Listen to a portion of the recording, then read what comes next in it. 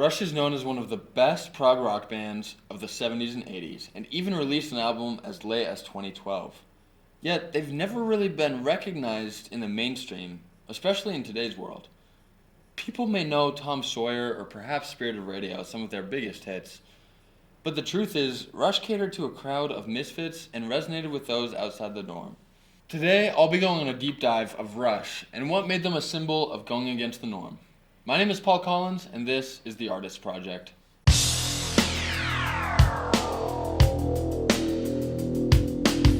Rush was formed in the suburbs of Toronto, Canada in 1968 by Jeff Jones, Alex Lifeson, and John Rutsey. Jones was immediately replaced by Geddy Lee on vocals and bass.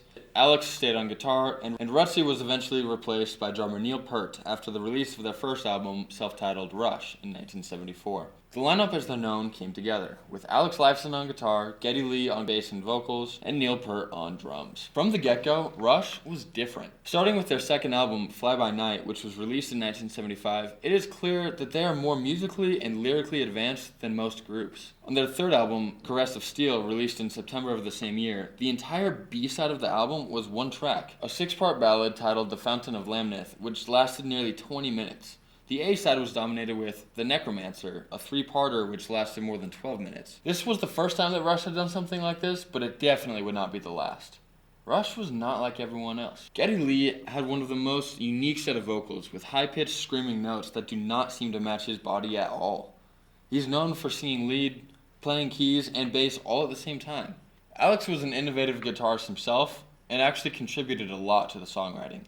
He was a big push for prog rock in the 70s and 80s. Neil Peart was probably the most unique member of the trio. Lee and Lifeson already knew each other when Peart joined the band, but they noticed early on that he was always reading. And not just basic books, but things like Shakespeare and things of that nature.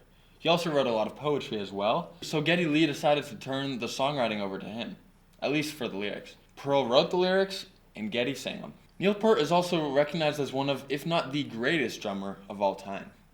His insane drum kits, his ability to change time signature whenever he wanted, and to come up with stuff that had never been done before are just some of the things that made him extraordinary. His innovation allowed Rush to write the crazy complex music that they were really known for. Make sure to comment who you think the greatest drummer of all time is, because it's honestly a pretty disputed topic. The band really hit a stroke of genius with their fourth album, 2112, but it took 5 more years for everyone to really know their name. Motion Pictures was released in 1981, with their biggest hit, Tom Sawyer, coming off that album. The album went quadruple platinum in Canada and 5 times platinum in the United States.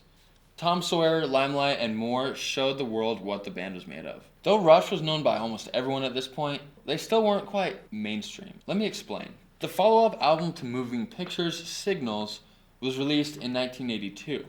The first track, Subdivisions, talks about the challenges of growing up in the suburbs. Listen to these lyrics. It says, "In the high school halls, in the shopping malls, conform or be cast out. In the basement bars, in the back of cars, be cool or be cast out." The band is really getting at the pressures of high school and other times of life, and that resonated with people on a different level. Obviously, I wasn't there to experience it in the 70s and 80s, but I'm sure that music like that resonated with different types of people all over the world. After Signals, Rush released 10 more albums over the next 30 years. Unlike lots of rock stars at the time, they were known for living pretty normal lives outside of the music. Family was important to them, and that'll come into play later on in the story. But for now, let me talk more about the music and the experience that I had listening to it.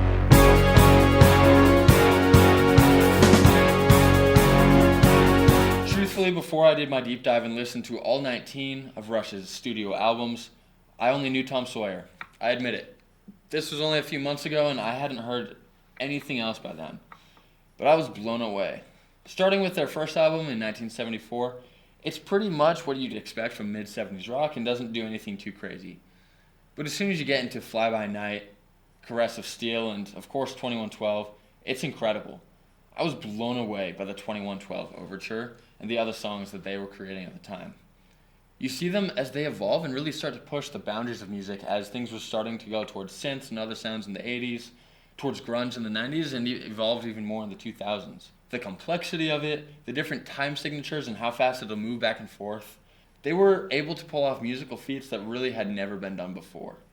That's what made Rush so special, and that's what makes their music so worth listening to. If you want to get into Rush and were kind of in the same boat I was, where you didn't really know it too well, I have some recommendations I can give to you.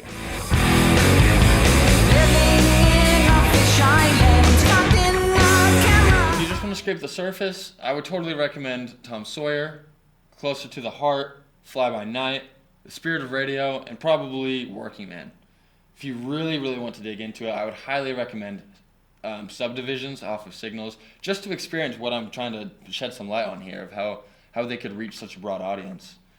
I would also highly recommend the 20-minute 2112 Overture that makes up essentially the first half, the A-side of the 2112 album. Go listen to it. It's incredible. If you're looking for albums, of course, go listen to Moving Pictures to start off, but I'd also recommend Permanent Waves, Fly By Night, Signals, and 2112 as an album. I mean, it's just incredible stuff. Now, like I mentioned earlier, family was really important to all three members of Rush. Unfortunately, between 1997 and 1998, the drummer, Neil Peart, lost his wife and daughter. After such a tragic time of his life, the band decided to go on hiatus, and he rarely even played the drums. They came back together, eventually for a few more albums, and Neil Peart eventually passed away on January 7th, 2020. All in all, Rush was an incredible band with extremely advanced musicality and a way to touch certain fans like nobody else could in the 70s and 80s. I know I've just hit the tip of the iceberg, so if you have any other facts or interesting things to share about Rush, please make sure to put them in the comments below. Also, if you're looking to learn a lot more, I would highly recommend the documentary Rush Beyond the Lighted Stage, which came out in 2010. I watched that documentary before listening to all their music, and it definitely gave a lot more context for what I was about to get into. Make sure to join me next time when I'll be discussing recent country star Zach Bryan and his incredible rise to stardom. Thanks for watching. Like and subscribe if you enjoyed this video. And as always, my name is Paul Collins, and this is The Artist Way. One night.